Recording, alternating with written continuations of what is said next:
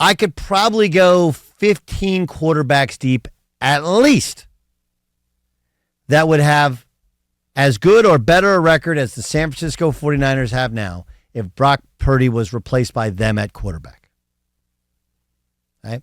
Because to me, value is basically wins above replacement. You know that stat in baseball, wins above replacement?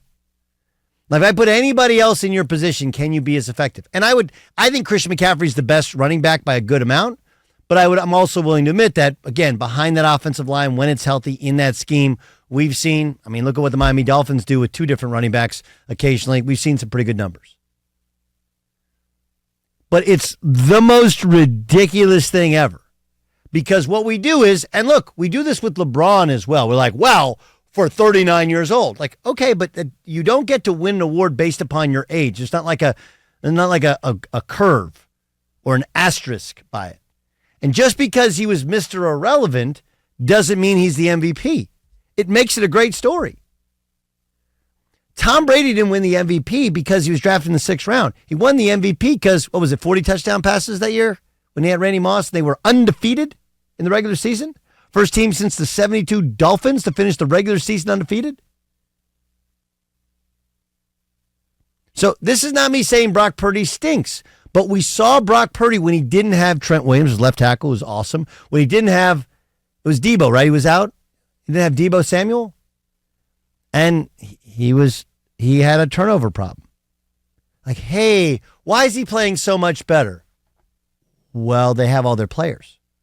And look, it's all part of the deal. He makes no money, so they're able to take that money. Their quarterback room makes in total less than $5 million. That's a real thing. So you're allowed to spread that money around. That's why you're like, man, how do they have so many really good players? Like, because the most expensive position, they didn't spend bubkiss on. It's like, I'm going to redo a house for $100,000, but the kitchen is already nails. And the master bathroom and bedroom already set up.